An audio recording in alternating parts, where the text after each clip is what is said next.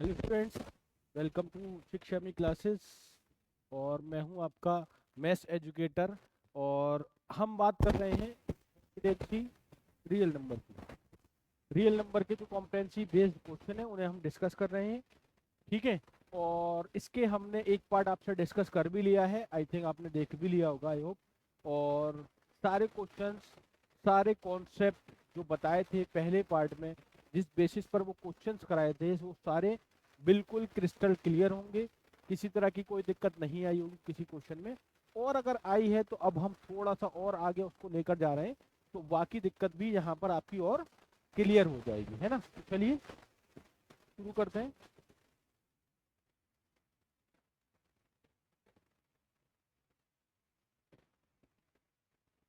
A dining hall has a length of 8.25 meter, breadth 6.75 centimeter, and height 4.50 meter.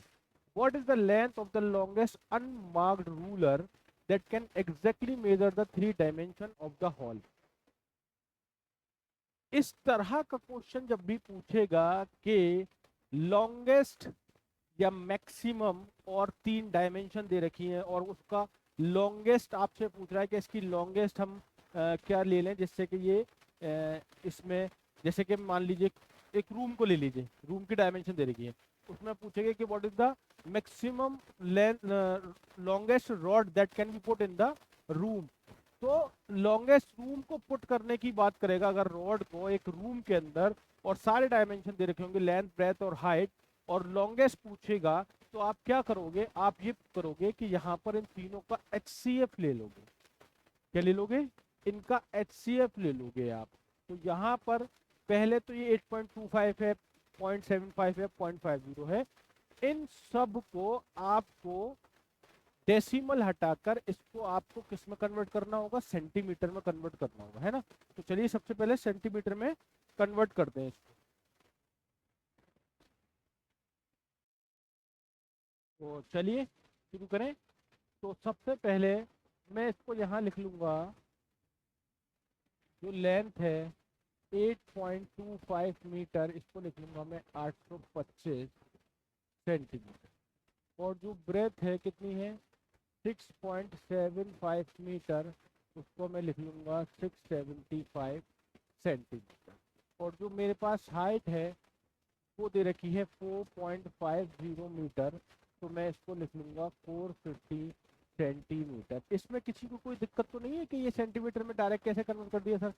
भाई हमारा हम जानते हैं कि मीटर से सेंटीमीटर में अगर आना है तो 100 से मल्टीप्लाई कर देते हैं, क्योंकि 1 मीटर बराबर होता है 100 सेंटीमीटर। मीटर बड़ी डायमेंशन है, सेंटीमीटर छोटी डायमेंशन है, तो मल्टीप्लाई होगा। सेंटीमीटर से मीटर में जाना है तो डिवाइड कर दिया जाता है ना। चलिए, क्लियर है ना ये बात? चलें आगे। चलिए, तो आपको बेसिकली HCF निकालना है 825, 675 और 450 का। क्या यूक्लिड डिवीजन लेमा इसमें यूज कर रहे हैं, या आप प्राइम फैक्टर से करना चाहेंगे? अगर हम इसको प्राइम फैक्टर से करेंगे तो 825 के अगर आप फैक्टर करें तो 5 1 5, 6 5, ठीक है। 5 3 और 3, 3 1 1, और ये 11। मतलब ये हुआ कि इसके फैक्टर अभी बाद में लिख लेंगे, है ना। अब कर लेते हैं 675 के। 675 के भी 5 से कर लो, पहले 3 से कर लो, एक काम नहीं करो, 3 से चला जाएगा ये। 3 2 2 और ये 5, फिर 3 से जाएगा, ठीक है, फिर 3 से जाएगा 25, फिर 5 और फिर 5, ये भी हो गया। उसके बाद आ जाइए आप 450 पर, तो इसको करिए आप 3 से, फिर 3 से करिए, अब 5 से, अब 2 से कर दीजिए। 25, 5 5। तो 825 के जो फैक्टर होने जा रहे हैं वो होंगे 5 स्क्वायर इंटू 3 इंटू 11। 675 के जो फैक्टर होने जा रहे हैं वो होंगे 3 क्यूब ऐसे लिख लो 5 क्यूब 5 स्क्वायर, 5 स्क्वायर और 3 क्यूब। 450 की बात करूंगा तो इसको लिख लेंगे 5 स्क्वायर 3 स्क्वायर इंटू 2। अब HCF का मतलब आप जानते हैं, तीनों नंबर्स में जो कॉमन है और जिसकी लीस्ट पावर है उसे ले लिया जाएगा। तो इन तीनों में 5 के ऊपर पावर 2 है, तो HCF आने वाला है 5 की पावर 2 इंटू, इन तीनों में 3 की लीस्ट पावर 1 है तो 3 को ले लिया जाएगा। 11 नहीं ले सकते और ना ही 2 ले सकते, इसलिए इसका HCF आने वाला है 25 इंटू 3 यानी कि 75 सेंटीमीटर, यानी 7.5 मीटर, नहीं 0.75 मीटर, 0.75 मीटर। ये the what is the length of the longest unmarked ruler that can exactly measure the 3 dimension। तो वो मैक्सिमम कितना होना चाहिए उस पर 0.75 मीटर। क्लियर है बात? तो हम इन तीनों डायमेंशन को मेजर कर सकते हैं। ठीक है, चलिए स्क्रीनशॉट लीजिए, बहुत आसान क्वेश्चन था यार।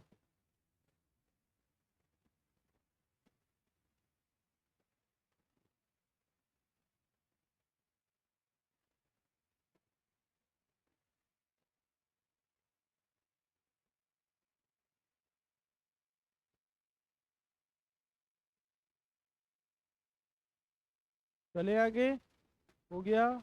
चलिए, grow more plantations have two rectangular field of the same width but different length।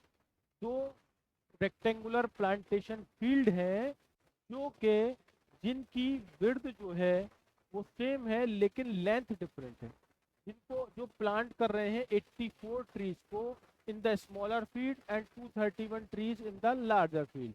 In both the field the trees will be planted in the same number of rose but in different number of column. समझिए, दो rectangular field है हमारे पास, दोनों की width same है लेकिन दोनों की लेंथ अलग अलग है। तो हम क्या चाह रहे हैं कि दोनों फील्ड पर जो प्लांट हम लगा रहे हैं उन वो रो में तो सेम हो, वो रो में तो सेम हो, कॉलम डिफरेंट हो जाए कोई दिक्कत नहीं है। ठीक है, तो कह रहा है what is the most number of rose that can be planted in this arrangement. Most number of rose, rose maximum rose कितनी आएंगी, मैक्सिमम रोज कितनी आएंगी जो हम प्लांटेड कर रहे हैं इस अरेंजमेंट में। ठीक है, और दूसरा क्या कह रहा है, if the trees are planted in the number of rows obtained in part 1 how many column will each field have। फिर पहले तो ये बताना है कि नंबर ऑफ रोज कितनी आएंगी अगर दोनों की हमें सेम करनी है, फिर ये भी कह रहा है कि कॉलम्स कितने आएंगे। तो चलिए आइए देखते हैं कितने आएंगे इसके कॉलम। अभी शुरू करते हैं इसका काम। तो हमारे पास नंबर ऑफ ट्रीज, एक तो हमारे पास 84 है और एक हमारे पास 231 ट्रीज लगाने हमें एक फील्ड में। ठीक है, एक फील्ड में कितने लगाने हैं 84 ट्रीज और smaller 84 trees in the smaller field, और जो बड़ी फील्ड है उसमें 231 लगाने हैं। तो यहाँ पर हमें क्या करने थे, मोस्ट नंबर ऑफ रोज यानी कि मैक्सिमम नंबर ऑफ रोज कितनी आएंगी। तो मैक्सिमम मतलब एचसीएफ ऑफ 84 231, हमें इसका क्या ले लेना है, एचसीएफ ले लेना है कि कितनी रोज हम यहाँ पर लगा पाएंगे। ठीक है, और कॉलम के लिए जब तक रोज नहीं निकलेंगी तो कॉलम नहीं निकाल पाएंगे, तो पहले रोज निकाल लेते हैं। तो 84 को अगर मैं देखूं तो 84 के फैक्टर होंगे 3 2 8, एक सेकेंड 200 कर दिया। तो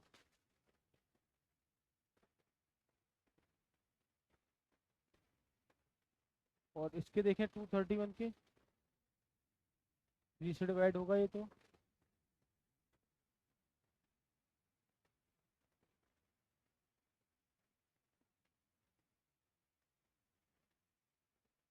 भाई 84 के फैक्टर हमें ये दिखा रहा है कि 2 का स्क्वायर है इंटू 3 है इंटू 7 है, और 231 के लिए दिखा रहा है 3 × 7 × 11। अगर मैं SCF की बात करूं दोनों का, तो इसमें कॉमन जो आ रहा है, एक तो मेरे पास 3 आ रहा है और एक 7 आ रहा है, मतलब 21। तो कितनी रोज हम लगा सकते हैं, रोज कितनी लगा सकते हैं, 21 हम रोज, 21 जो आएंगी इसकी रोज में, कितने आएंगे, in both the field the trees will be planted in the same number of rose but in different number of column, what is the most number of रोज। कितनी रोज बनेंगी, 21 रोज बनेंगी। अब 21 रो बनेंगी और प्लांट कितने लगाने हैं, 84। तो कॉलम्स कितने बनेंगे भाई, अगर 21 रोज हैं तो कॉलम कितने बनेंगे, तो नंबर ऑफ कॉलम्स के लिए क्या करेंगे, नंबर ऑफ कॉलम्स, दूसरा पार्ट है, नंबर ऑफ कॉलम्स के लिए नीच कितने थे 84 और कॉलम रोज कितनी है 21, तो इसको हम कितने में डिवाइड कर सकते हैं, 4 कॉलम्स में।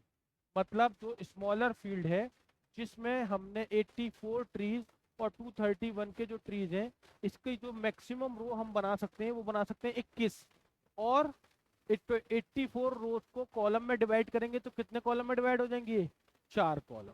ठीक है भाई, दोनों की रोज तो सेम हो गई, इसकी भी रोज 21 हो गई, इसकी भी 21, लेकिन इसके कॉलम कितने जाएंगे, 4, इसके और निकाल देते हैं, number of columns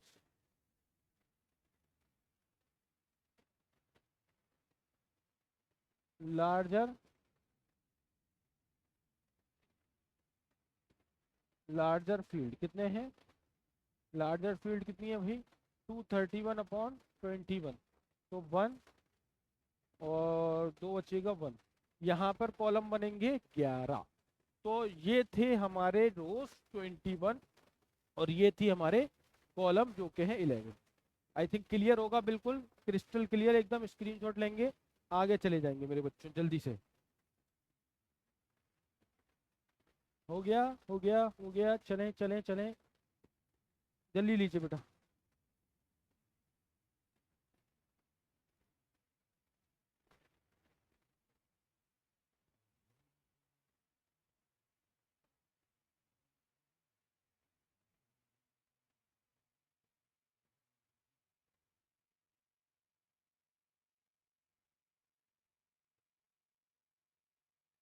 M and N are positive integers, M ये इंटीजर है, N ये इंटीजर है, P Q R prime number है, मतलब इसमें कुछ भी कॉमन नहीं है।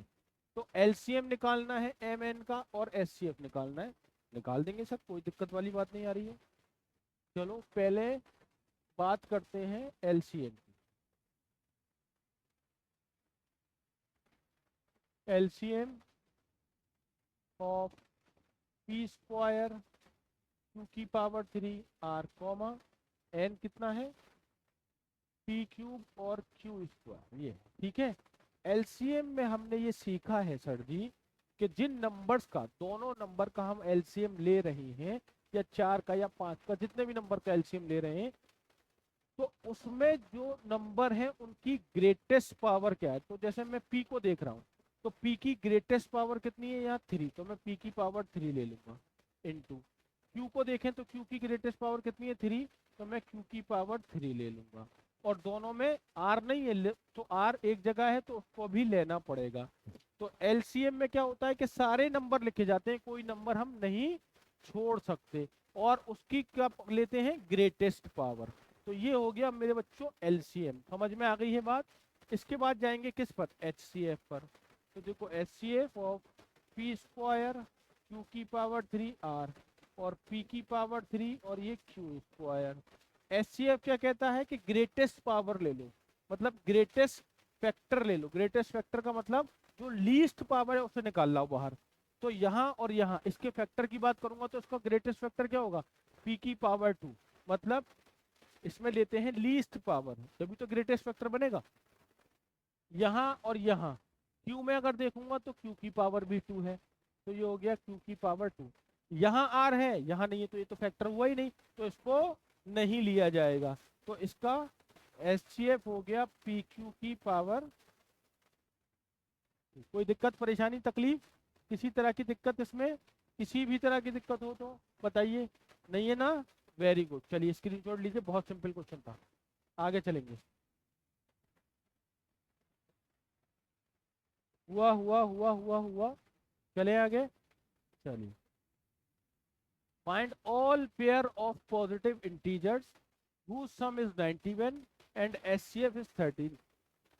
दो इंटीजर हैं हमारे पास, या ये कह रहा है वो सारे पेयर बताइए पॉजिटिव इंटीजर के जिनका सम 91 आ जाए और जिनका SCF 13। Find all pair of positive integer whose sum is 91 and SCF is 13। अगर किसी भी दो नंबर की मैं बात कर रहा हूं, मान लीजिए मैंने कोई दो नंबर लिए हैं, उनका SCF 13 है, इसका मतलब क्या हुआ कि जो 13 है वो उन दोनों नंबर का फैक्टर होगा, कॉमन फैक्टर, यही तो होता है ना, हाईएस्ट कॉमन फैक्टर। तो 13 दोनों नंबर का कॉमन फैक्टर होगा। तो वो जो दो नंबर हैं उसको हमें बस यहां से निकालना है। कैसे निकालेंगे? तो शुरू करते हैं। Sum of two positive integer is equal to 90 and SCF of two positive integer is 30। दो नंबर का SCF अगर 13 है तो let the number be 13x और 13y। क्या ये ले सकते हैं ना? बिल्कुल ले सकते हैं, क्योंकि हम जानते हैं कि अगर SCF है किसी दो नंबर का तो वो उनका फैक्टर होगा, 100% होगा। तो दो नंबर क्या होगा? 13x और 13y। तो हमसे क्या कहा है उसने कि सम जो है वो 91 है, तो लिख देते हैं भाई 13x प्लस 13y दोनों नंबर का सम 91 है। 13 दोनों से कॉमन हो रहा है, x प्लस वाई आ रहा है 91, ये कैंसिल हो रहा है। मतलब x और y जो ऐसे नंबर जिनका सम 7, x और y जो फैक्टर्स थे, नंबर तो ये हैं लेकिन x और y का सम क्या है? 7 है और दोनों पॉजिटिव इंटीजर हैं। तो ये पॉसिबल पेयर क्या हो सकते हैं, मतलब x और y क्या हो सकते हैं? पॉसिबल पेयर, पॉसिबल पेयर ये हो सकता है कि 1,6 हो जाए, है ना, और 2,5 हो जाए, और 3,4 हो जाए, और 2,5 हो गया, 3,4 हो गया, 1,2,3,4,3। बात एक ही है, उधर चला जाएगा नंबर, एलसीएम तो वही आएगा ना। तो अगर x1 और y6 है तो पॉसिबल नंबर्स,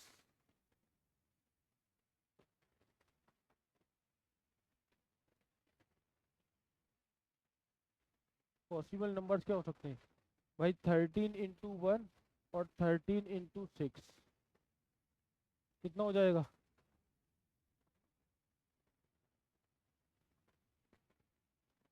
13 और 78, 13 और 78, सम करेंगे 91। दूसरा ये भी हो सकते हैं 13 इंटू 2 और 13 इंटू 5, मतलब 26,65, ये भी हो सकते हैं सब, सही है। और ये भी हो सकता है एक कि 13 इंटू 3 और 13 इंटू 4, मतलब 39,52। तो ये तीन पेयर ऐसे हैं जिनका सम करोगे तो 91 मिल जाएगा, और जिनको मल्टीप्लाई करोगे, सॉरी, जिनका एचसीएफ लोगे तो 13 आएगा। देख लो 13 आ रहा है। इसके अलावा कुछ और हो सकता है? नहीं। बस आप इसको उल्टा कर सकते हो कि 78 13, बात एक ही है, कोई ऑर्डर्ड पेयर से अलग थोड़ी नहीं हो जाएगी बात, नंबर्स तो वही रहेंगे ना।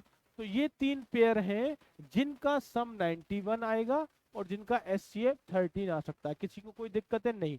जब कभी सम और एचसीएफ की बात करेगा तो नंबर्स को आपको एचसीएफ के फैक्टर्स की फॉर्म में ले लेना है, और फिर उसके बाद सम की कंडीशन लगा के सारे पॉसिबल पेयर निकाल लेंगे। कोई दिक्कत वाली बात नहीं है, बहुत आसान है। ठीक है, चलिए स्क्रीनशॉट लेंगे, आगे जाना है फिर जल्दी। हो गया? हुआ हुआ हुआ हुआ, जल्दी जल्दी जल्दी जल्दी जल्दी जल्दी। चलिए देखिए, पढ़िए क्या है क्वेश्चन।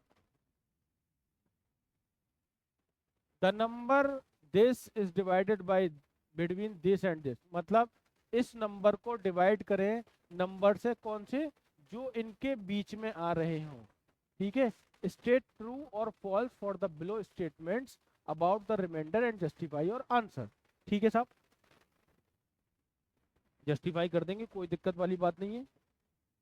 कैसे करेंगे, देखिए कैसे करेंगे। इसमें आपने एक रूल पढ़ा होगा, आपको याद होगा कि dividend is equal to divisor into quotient plus remainder. पढ़ा है ना सबने? जी सर पढ़ा है, बिल्कुल पढ़ा है सर। पहला पार्ट ये कह रहा है कि क्या रिमाइंडर हमेशा 3701 से छोटा आएगा। इसकी पहले की बात देख लेते हैं भाई, बात सही है कि नहीं सही है। इसकी पहले की जो बात है वो देख लेते हैं। तो एक हमारे पास ये होता है कि डिविडेंड डिवाइजर इनटू कोशिएंट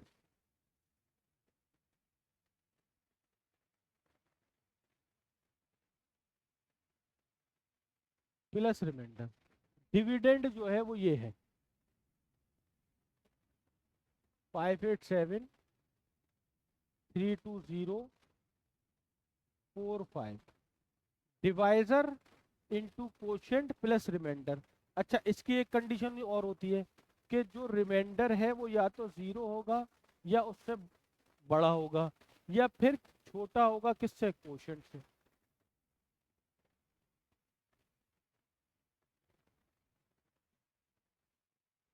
या फिर छोटा होगा किससे, कोशिएंट से। यही तो पढ़ा है ना आपने, पढ़ा है कि नहीं पढ़ा है।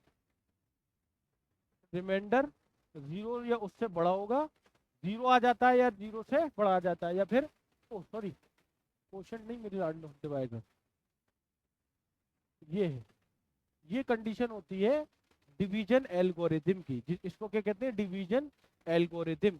जो आपने यूक्लिड डिवीजन लेमा में भी पढ़ी है, वो उसी से ही ड्राइव्ड है। तो डिविडेंड जो होगा आपका, स्पेलिंग लिख लेना आप इसकी, डिविडेंड डिवाइजर कोशिएंट रिमाइंडर। और ये जो रिमाइंडर आर होता है वो हमेशा जीरो या उससे बड़ा और डिवाइजर से हमेशा छोटा होगा, डिवाइजर के बराबर नहीं होता। वही किसी नंबर को आप डिवाइड कर रहे हो तो जो डिवाइजर है वो जब तक डिवाइड करेगा जब तक के रिमाइंडर उससे छोटा ना आ जाए, है ना। तो इसीलिए ये इसकी हमारी ये है। क्वेश्चन ये कह रहा है the remainder is always less than 3701। क्या रिमाइंडर जो है वो हमेशा 3701 से छोटा आएगा। भाई इसने कहा ये है कि इसके बीच में जो नंबर है उनसे डिवाइड करना है, तो इसके बीच में तो एक नंबर ये भी आएगा 3700। 3700 आएगा, तो क्या रिमाइंडर, रिमाइंडर 3700 हो सकता है? जरा सोचिए, थोड़ा सा दिमाग लगाइए अपना, सोचिए बहुत तेजी के साथ। तो बताइए ना, ये क्या रहा मामला। ये कह रहा है कि the remainder is always less than 3701। बिल्कुल सही कह रहा है, रिमाइंडर हमेशा 3701 से छोटा रहेगा, 3701 के बराबर नहीं आ सकता। क्यों नहीं आ सकता भाई? क्योंकि हमने ये पढ़ा है कि रिमाइंडर जो है वो हमेशा, क्योंकि डिवाइजर है, डिवाइजर जो है, डिवाइजर क्या हो सकता है, डिवाइजर जो है वो 3256 3256 से बड़ा और 3701 से छोटा होगा। होगा कि नहीं होगा? तो डिवाइड, ये कह रहा था कि रिमाइंडर जो है वो इससे छोटा होना चाहिए। बिल्कुल रिमाइंडर इससे छोटा होना चाहिए, क्योंकि हमने पढ़ा है कि जब हम डिवीजन एल्गोरिथम अप्लाई करते हैं तो रिमाइंडर जीरो हो या उससे बड़ा हो लेकिन डिवाइडर से छोटा हो। तो ये यही कह रहा है कि डिवाइडर से हमेशा छोटा होगा, इसलिए इसकी बात ये सही है, ये हमारा ट्रू है। दूसरी क्या कह रहा है, the remainder is always more than 3256। Remainder हमेशा 3256 से बड़ा होगा, ये कोई जरूरी नहीं है। भाई रिमाइंडर तो कुछ भी हो सकता है जिस जिस नंबर से, जहां मैं जो इन नंबर से डिवाइड कर रहा हूं उससे वो डिवाइड हो जाए, या हो सकता है एक रिमाइंडर बच जाए, या हो सकता है दो रिमाइंडर बच जाए, या तीन बच जाए, कुछ भी बच सकता है ना। तो remainder can be, remainder can be 0 1 2 3 and so on, कुछ भी हो सकता है रिमाइंडर तो, लेकिन रिमाइंडर रहेगा इससे छोटा। लेकिन ऐसा नहीं है कि इससे बड़ा ही रहेगा हमेशा, नहीं ऐसा कुछ नहीं है। डिवाइड अगर आप पूरी तरह से इस डिविडेंड को इनके आने बीच में आने वाले नंबर से किसी से अगर पूरी तरह से डिवाइड हो गया, रिमाइंडर तो 0 भी आ सकता है, 1 भी आ सकता है, 2 भी आ सकता है। तो ये जरूरी नहीं है कि हमेशा इससे बड़ा आएगा, इसीलिए इसकी ये बात गलत है। तीसरी बात पे बात करते हैं। The remainder can be any number less than 58732045। नहीं, ये तो बात ही नहीं है। रिमाइंडर कुछ भी नंबर हो सकता है, तो सही है, लेकिन इससे छोटा होगा नहीं। रिमाइंडर जो होगा वो 0 और डिवाइजर के बीच में रहेगा, इन दोनों के बीच में कोई भी नंबर हो सकता है, इससे छोटा कोई भी नंबर होगा। ये बात मेरे लाडलों गलत है। बात सही क्या होती है रिमाइंडर के लिए, जो मैंने यहां लिखी है कि remainder is always greater than or equal to 0 और लेस देन डिवाइजर, हमेशा। तो डिवाइजर से छोटा, 0 से बड़ा, इसलिए इसकी ये बात फॉल्स है। समझ में आ गई है कहानी? चलो स्क्रीनशॉट ले लो इसका, जल्दी से आगे चलेंगे फिर। जल्दी जल्दी जल्दी जल्दी जल्दी।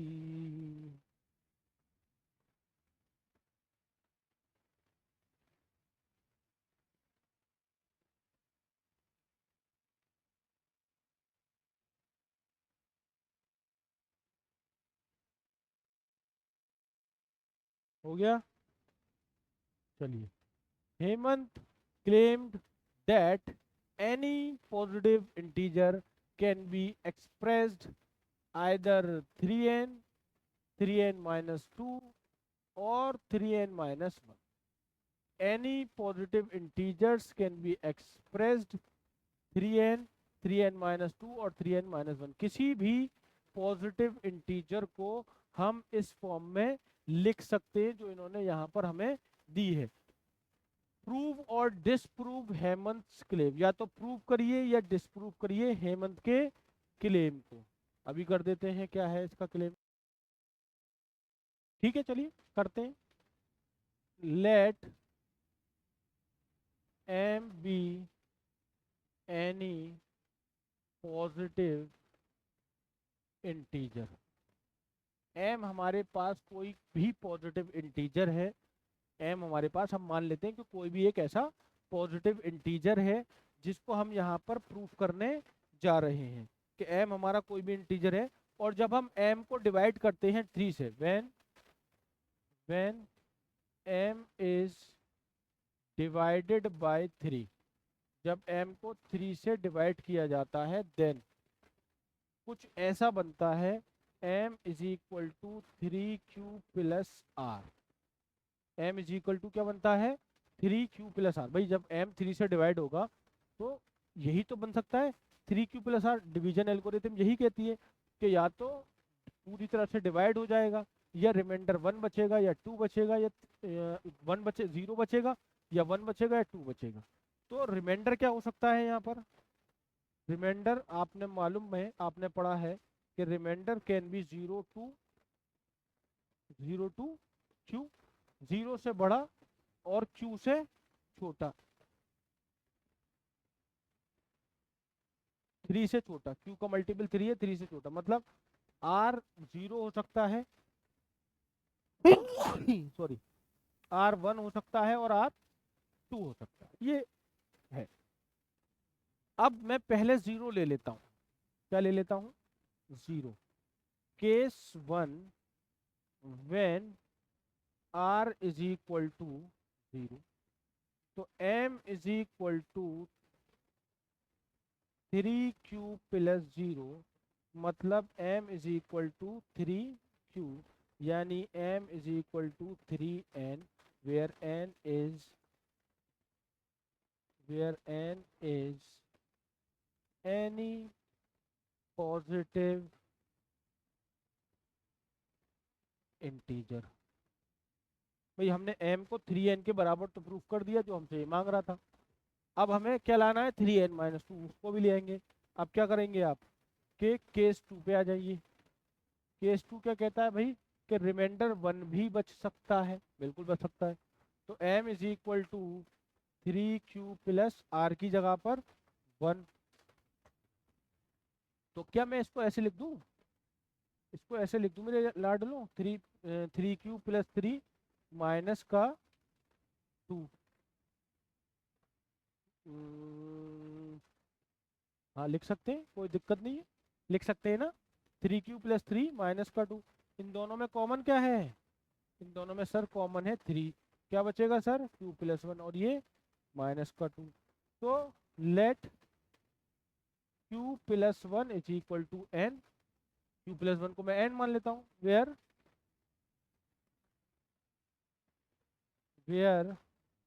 n इज any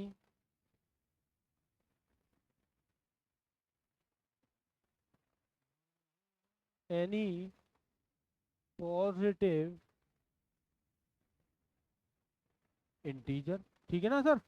तो ये क्या बन जाएगा सर जी, ये बन जाएगा कि आपने m लिखा, आपने 3 लिखा, q प्लस 1 को सर आपने n ले लिया और ये -2 हो गया। तो m की वैल्यू आ गई 3n-2। तो हम किसी भी पॉजिटिव इंटीजर को 3n में भी लिख सकते हैं और 3n-2 की फॉर्म में भी लिख सकते हैं। लिख दिया सर हमने। अब एक और बचा है 3n-1। अब r की वैल्यू हमारे पास एक और बची है 2। Case 3 when r is equal to 3 नहीं 2, r इज इक्वल टू 2। तो m की वैल्यू क्या आ जाएगी आपके सामने, 3q प्लस 2। आप इसको क्या लिख सकते हैं, m is equal to 3q। 2 को क्या मैं लिख दूं 3-1 सर, लिख सकते हैं, क्यों नहीं लिख सकते, बिल्कुल। तो यहाँ से 3 मैंने कॉमन ले लिया, q प्लस 1 हो गया और ये माइनस का 1 हो गया। सर जी q प्लस 1 को मैं यहाँ n ले लेता हूँ, ठीक है, जहाँ n पॉजिटिव इंटीजर है। तो m क्या आ गया मेरा, 3n-1। तो मैंने यहाँ ये प्रूफ कर दिया कि किसी भी पॉजिटिव इंटीजर को 3n, 3n-2 और 3n-1 की फॉर्म में लिखा जा सकता है। मतलब जो हेमंत ने प्रूफ किया था वो बिल्कुल ट्रू है। तो ये प्रूफ करने वाली चीज है, इसको इसी तरह से हम प्रूफ करते हैं। पहले ये एनसीईआरटी में भी आपके गिवन था, अब सिर्फ उसका इंट्रोडक्शन है, पहले वहां हम इसको प्रूफ करते थे। ठीक है ना। चलिए स्क्रीनशॉट लेंगे इसका तेजी के साथ।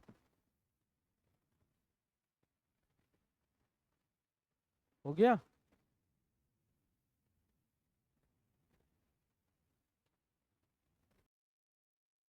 चले आगे चले, चलिए क्वेश्चन है अगला। n² प्लस 3n-4 को एक्सप्रेस करें product of only 2 prime factors where n is a natural number. n क्या है, नेचुरल नंबर है। Find the value of n for which the given expression. n की वैल्यू निकालनी है फॉर द गिवन एक्सप्रेशन के लिए, अगर वो इवन कंपोजिट नंबर है। समझ रहे हैं। तो सबसे पहले आपको इसके फैक्टर करने होंगे। ये कह रहा है ये जो नंबर है, क्या इसको product of only 2 prime factor में हम लिख सकते हैं कि नहीं। सबसे पहले मैं वो बताऊंगा आपको, फिर आगे की लाइन बाद में बताऊंगा। n² प्लस का 3n माइनस का 4, ये स्टेप 1 है हमारा। इसके क्वाड्रेटिक के फैक्टर हो सकते हैं, एक प्लस का 4n होगा और एक माइनस का n होगा और माइनस का 4 होगा। n कॉमन जाएगा, n प्लस 4 होगा, -1 होगा, n प्लस 4 होगा, मतलब इसके दो फैक्टर हो गए, एक n प्लस 4 और एक हो गया n-1। समझ में आ गई बात। हाँ हम इसके दो फैक्टर कर सकते हैं, एक n+4 और एक n-1। अब ये कह रहा है कि find the value of n, n की वैल्यू निकालिए फॉर विच जो जो गिवन एक्सप्रेशन है वो इवन कंपोजिट नंबर है। तो इवन कंपोजिट नंबर जो होता है हमारा, जो लीस्ट फैक्टर होगा जिससे कंपोजिट नंबर से जो कंपोजिट नंबर को डिवाइड कर देगा, वो हमारा क्या होगा, 2 होगा। तो मतलब इसको अगर 2 डिवाइड कर रहा है तो n-1 इज इक्वल टू, मैं 2 रख देता हूं। तो n-1 इज इक्वल टू 2, यानी कि n की वैल्यू कितनी आ गई, 3। n की वैल्यू 3 आ गई। तो n कैन बी 3। तो यहाँ पर अगर मैं यहाँ n को 3 रख रहा हूँ तो कितना हो गया, ये हो गया 3 + 4 और ये कितना हो गया 3 - 1, तो 7 और इंटू 2 14। सही है, 14 एक इवन नंबर है और कंपोजिट नंबर है, तो बात सही है। 14 सही है कि कंपोजिट नंबर भी हो जाएगा और इसके दो फैक्टर भी हो रहे हैं जो कि इस फॉर्म में है। अब n प्लस, इसके अलावा और भी कोई n हो सकता है, और भी क्या नंबर होगा, देखिए n + 4 = अगर मैंने 2 रख दिया तो n की वैल्यू -2 आ जाएगी जो कि नेचुरल नहीं है, नेचुरल नंबर नहीं है। तो n हमारा आ जाएगा यहाँ से प्लस का 2, n की वैल्यू कितनी हो जाएगी 2 हो जाएगी। तो यहाँ पर पूछ रहा था find the value of n for which the given expression is an even composite number. n की किस वैल्यू के लिए ये जो गिवन एक्सप्रेशन है वो आपको इवन कंपोजिट नंबर देगी। तो किस वैल्यू के लिए देगी, 2 के लिए दे देगी। स्क्रीनशॉट ले लो बेटा इसका।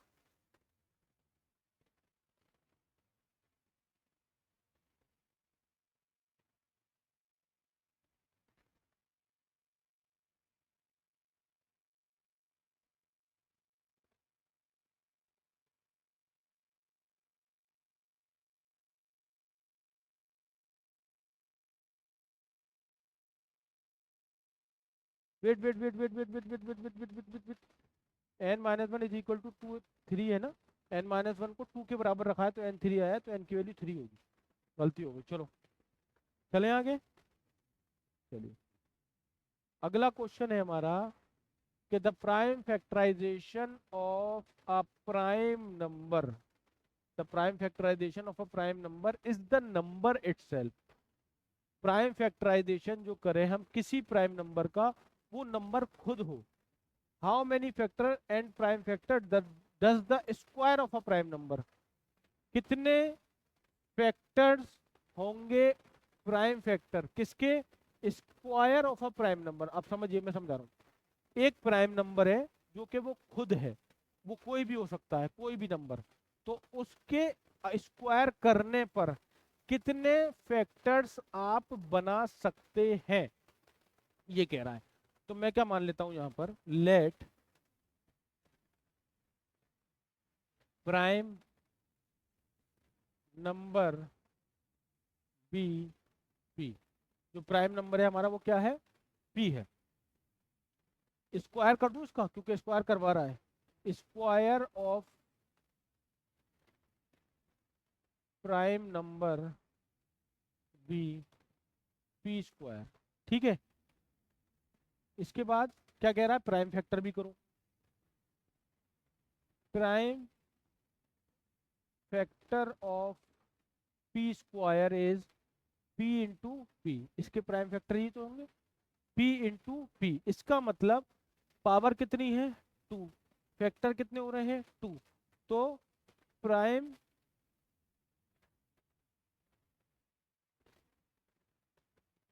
फैक्टर ऑफ पी की पावर n, पी की power n is equal to कितने हो रहे हैं 2 हो रहे हैं। यानी कि दो वैल्यू पर 2 हो रहे हैं, मतलब n यहाँ पर 2 है तो 2 फैक्टर हो रहे हैं। तो मतलब इसका क्या हुआ, therefore the value of n is 2, therefore the value of n is 2, है ना। जो हमारा प्राइम फैक्टर है n, वो क्या हो रहा है यहाँ पर कि p की p स्क्वायर करने पर p इंटू पी आ रहा है। एक सेकेंड बेटा, आ गया।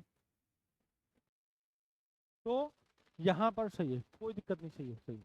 तो यहाँ पर प्राइम फैक्टर ऑफ p की पावर n 2 है, तो n की वैल्यू 2, मतलब p की पावर n के टोटल फैक्टर की अगर मैं बात करूं, टोटल फैक्टर जो आ रहे हैं वो आ रहे हैं n + 1।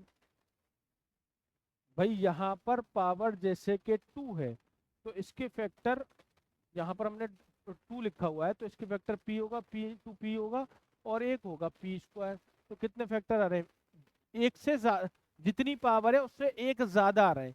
तो यहाँ पे 2 पावर है, यहाँ पे 3 फैक्टर आ रहे हैं। अगर यहाँ 3 पावर होगी तो 4 फैक्टर आएंगे। कैसे, अगर मैं ये कह दूं पी क्यूब, तो आप इसको क्या लिखेंगे, P into P into P और पी क्यूब, ये भी तो इसका फैक्टर होगा, वो खुद भी तो उसका फैक्टर होता है। तो पी तो खुद फैक्टर होगा ही होगा, क्योंकि उसने ये कहा है prime number is the number itself. तो पी की पावर एन रखने पर जो टोटल फैक्टर आ रहे हैं वो एन प्लस वन आ रहे हैं। तो यहाँ पर n की वैल्यू कितनी हो जाएगी, 2। n की वैल्यू कितनी हो जाएगी, 2, यानी कि 2 प्लस 1 दैट इज कितने फैक्टर हो गए, 3 फैक्टर्स हो गए। तो अगर आप किसी नंबर का स्क्वायर कर रहे हैं और वो नंबर वो खुद है, तो उसके जो टोटल फैक्टर्स आने वाले हैं वो कितने होंगे, 3। तो अगर मैं यहाँ पर p की पावर 4 रखूंगा तो कितने फैक्टर होंगे, 5। p की पावर 6 रखूंगा तो कितने फैक्टर होंगे, 7। समझ में आ रही है बात? क्योंकि हमने यहाँ ये देखा कि हम जब p के स्क्वायर का फैक्टर कर रहे थे तो फैक्टर p स्क्वायर के क्या क्या होंगे, एक तो p इंटू पी होगा और एक खुद p स्क्वायर होगा। तो कितने फैक्टर हो रहे हैं, 1 2 3। पावर 2 है और फैक्टर कितने हो रहे हैं, 3। तो n प्लस 1 फैक्टर हो रहे हैं। ठीक है ना, इस तरह से हमने इसको ये प्रूफ कर दिया। चलिए आगे चलेंगे। हो गया हो गया हो गया हो गया हो गया, चलिए ओके ओके ओके, ठीक है, बात खत्म। रियल नंबर का जो चैप्टर था हमारा, देखिए इसमें क्या है, बेसिकली ये थोड़ा बोरिंग चैप्टर है, क्योंकि इसमें मैक्सिमम चीजें प्रूफ करने की, लेकिन कंसेप्चुअल्स है। उसमें होता क्या है कि आपकी जो बेसिक्स है वो थोड़ी सी और स्ट्रांग हो जाती है, और ज्यादा तक प्रूफ करवाने वाले क्वेश्चन होते हैं इसमें। तो जितनी चीजें बताई थी उसको जाकर कर लीजिएगा, पढ़िएगा, समझिएगा। किसी कॉन्सेप्ट में लगा समझ में नहीं आया है, किसी भी तरह की कोई दिक्कत आ रही है, जरूरी नहीं है सारा 100% समझ में आए। अगर कहीं दिक्कत आ रही है तो आप उसको डिस्कस कर सकते हैं कि ये पॉइंट कहाँ से कैसे क्या हुआ है सर, ये कैसे, सॉरी, कैसे आया है। तो इसमें अगर किसी तरह की कोई दिक्कत आ रही है तो आप पूछ सकते हैं, वैसे सारा क्लियर होगा। लेकिन इन सारी चीजों को फ्री करने के लिए, इनको करने के लिए आपके लिए सबसे बेहतर बात यह कि आप इसको पढ़िए। आप इसको पढ़कर आएंगे, पढ़ेंगे तो नई चीजें सीखेंगे, नई डाउट्स भी निकलेंगे। जब तक डाउट्स नहीं निकलेंगे जब तक हम पढ़ेंगे नहीं। ठीक है ना, तो इसको पढ़िए बेटा। फिर मुलाकात करते हैं, बात करते हैं अपने अगले सेशन में, नेक्स्ट वीडियो में। तब तक अपना ध्यान रखिए। Thank you so much.